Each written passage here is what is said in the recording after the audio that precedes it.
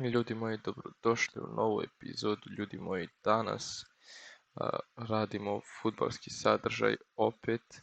Danas prediktujemo ko će osvojiti ligi u svojim državama i to na Balkanskom poluostrvu. Krećemo od Grčke. Za početak u Grčkoj se bore samo 4 tima. To je već krenuo ovaj play-off. Kao što vidite, Olympiakos bježi čak 7 bodova, AEK 10 bodova, Panathinaikosu i Pauku čitavih 14. Ono što je još bitno jeste Pauk. Andrej Živković koji igra solidno u Pauku, ima 5 golova, 2 asistencije u toj ligi i jedan je od ključnih igrača Pauka. Sa druge strane AEK koji i ne bliste baš sad najbolje u zadnje vrijeme, uhvatili su sada trenutno loš niz i dosta je ključna i onaj poraz od 6-0 u kupu od Olympiakosa na njihovom terenu, ako se ne varam da je bilo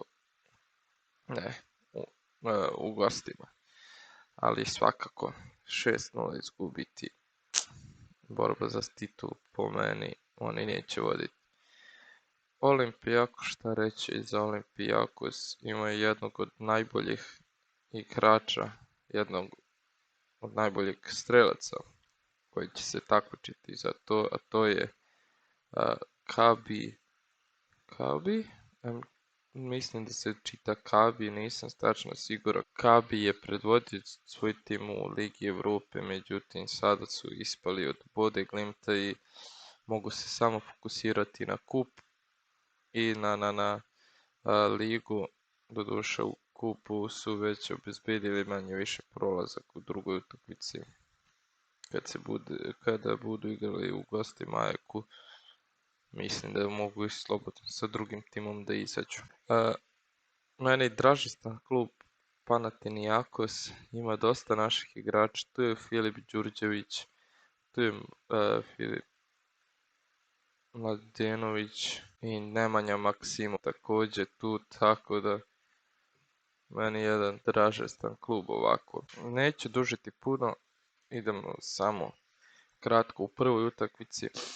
AEK, Pauk, predviđam 1-1. Neće tu Pauk izgubiti, a Olympiakos će pobediti Panathinaikos 1-0. Drugi gostima Pauk, Olympiakos.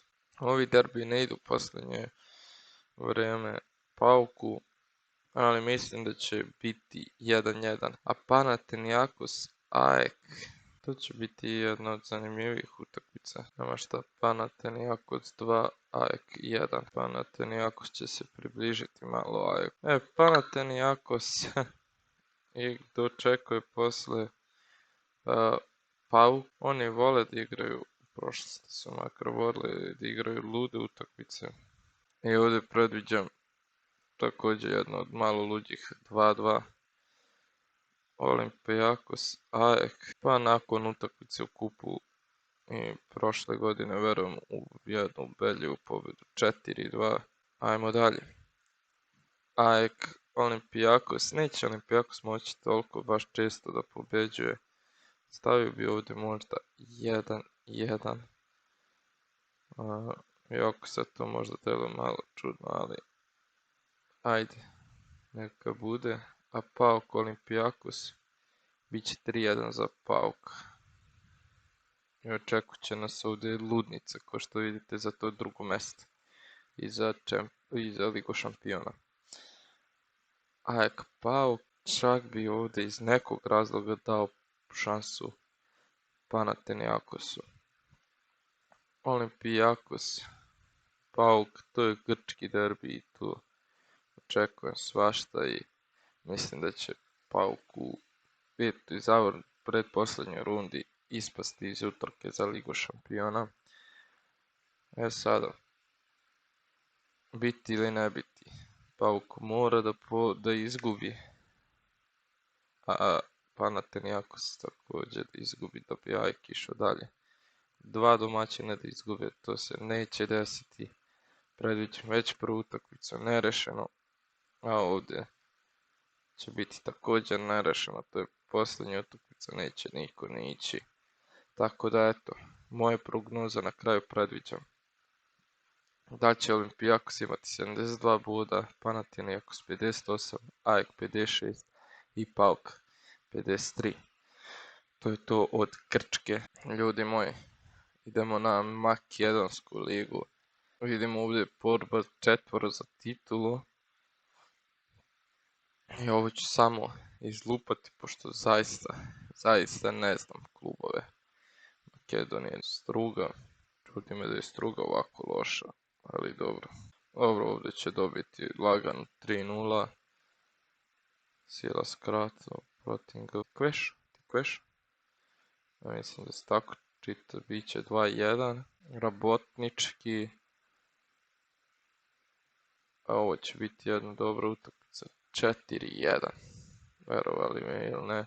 Gostbari će dobiti 2-1. Ne, 2-0. 2-0. Strugo očekujem da se svakako digne, tako da ću prognozirati 1-0.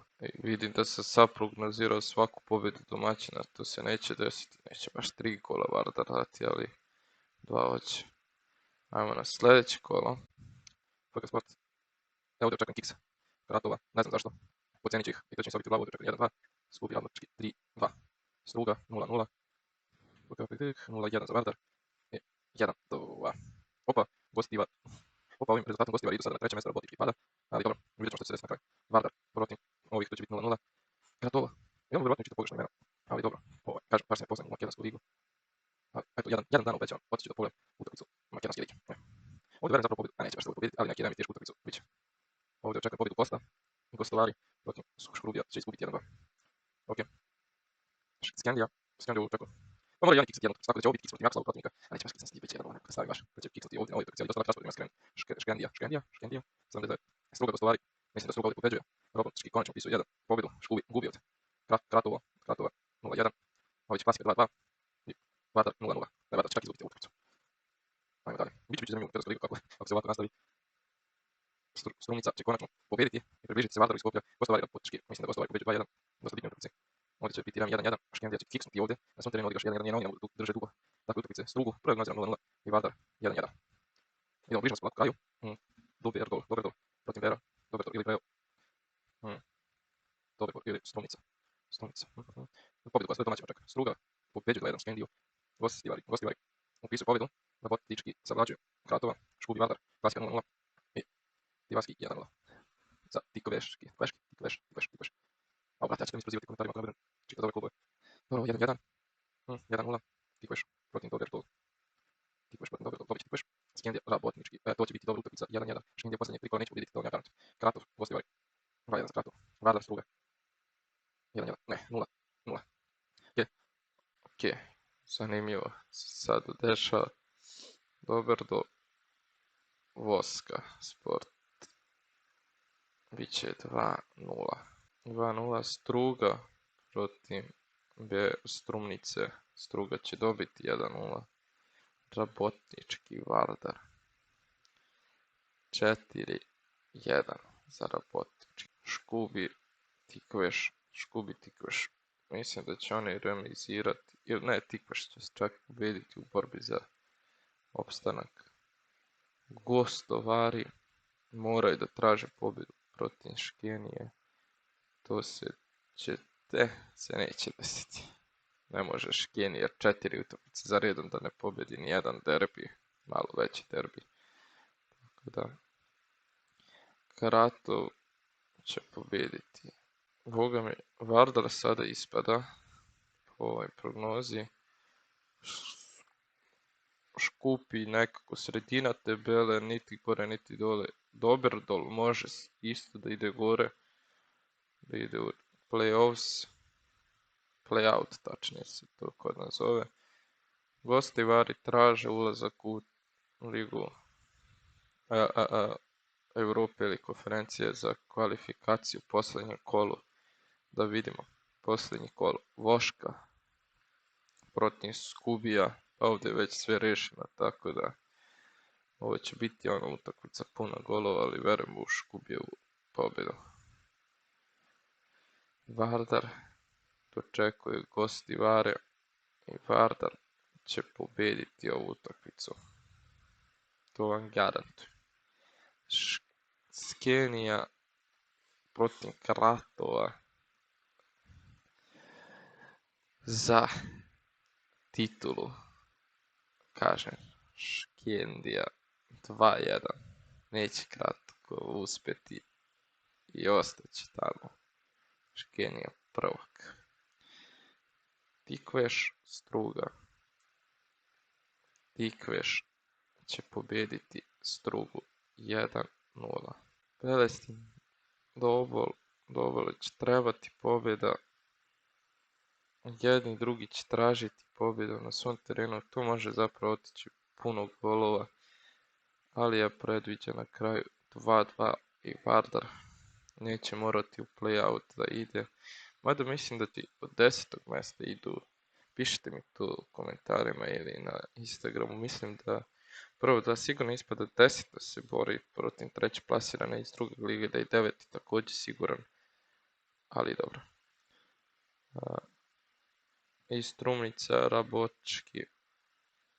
Pa u suštini bit će 1-2 za Rabočki.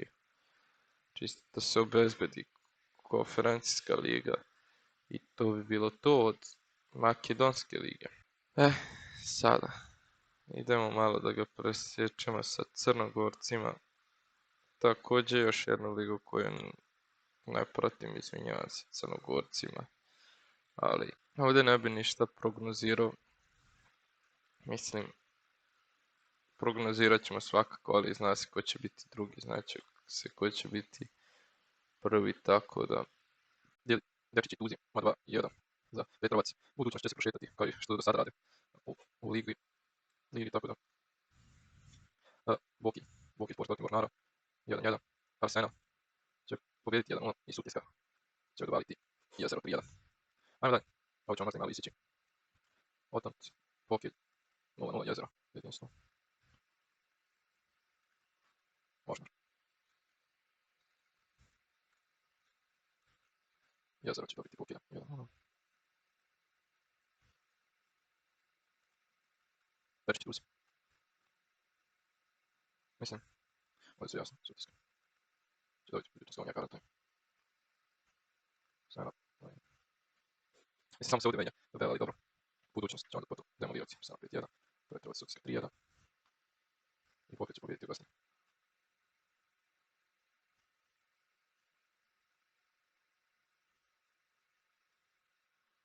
Idemo onda. Jada će biti do utakmice, Boki 2-1. Jedinstvo Jezero 1-2. Budućnost Mornar 2-2 Kiksića, morat će nekoj utakmici kiksati, ne mogu da dođe sve do kraja. Tako da, Boki bitna utakmica za Arsenal, koji će Arsenal pobjediti, jedinstvo Bačko, Balakšan, Bijelo polje, Petrovac. Dobit će jedinstvo 1-0, Otan neće mi dati gol. Budućnost koja će dati čak 4, Jezero će pobjediti 1-0 Dečića i Mornar Sutjeska, Mornar će pobjediti 1-0. Petrovac 3-1, Dečiće 1-0, Arsenal 2-1, Sutjeska 3-2 i budućnost Jezero 0-0. Pretposljednje kolo dobit će Otranac na svom terenu Arsenal, međutim Otranac je već ispao. Jezero Sutjeska, Jezero isto dobija isti rezultat 1-0, Mornar će izgubiti. Jedinstvo Bačko polje, Bijelo polje 1-3 i Dečići protiv Petrovac, ne može ni Petrovac naslov da pobeđuje. I sada borba za naslov, ko će biti prvak, wow, 5-1 na svom terenu pred svojim navijačima, ne 5-1, 5-2 nek bude, ajde. Međutim, Tuzi definitivno, u stvari pitanje da će Tuzi ostati. Sutjeska protiv jedinstvo Bijelo polje. Pa s obzirom, bit će tu nekih 1-1.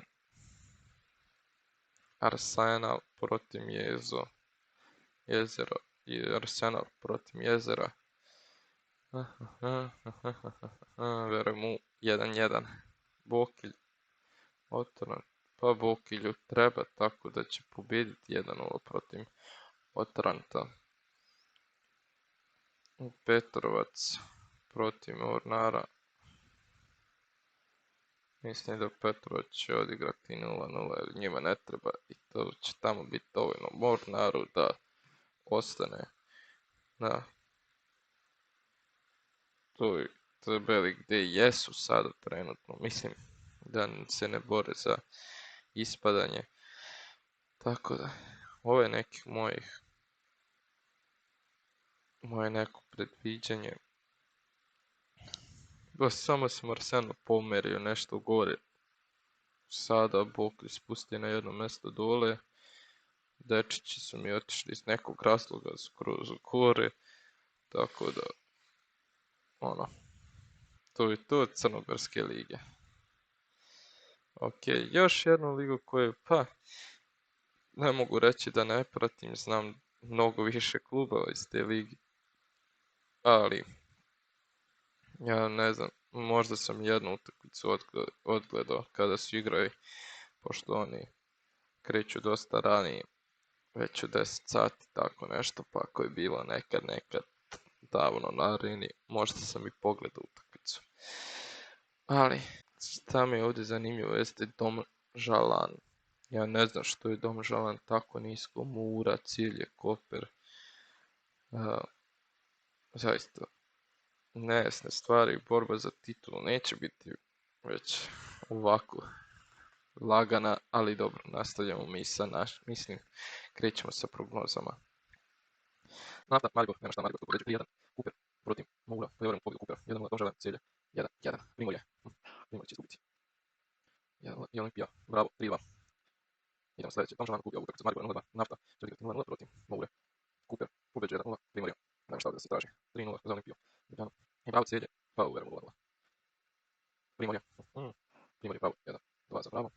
Olimpija Kuper, bit će tu 2-2, neće tako lako dati. Koper, ovo je tako 0-0 utakmica. Mura 3-0 protiv Domžalana i Maribor Celje 3-1. Kuper i bravo će se izboriti za Europu, tako da vidjet ćemo. Bravo Maribor, 1-2 za Maribor, Celje Mura 3-3. Domžalan čeka pobjedu. 3-0, Nafta nema šta upasić, Olimpija Ljubljana 5-0. Kuper 2-1 protiv Primorja. 2-1 protiv Primorja. Opa, Domžalan je skočio. Kuper bravo u 1-1. Primorja Nafta, pa mislim 0-0. Olimpija Domžalan 3-1. Ovo će pobjediti Celje 1-0, Radom pobjeđuje Celje 1-0. Mura Maribor.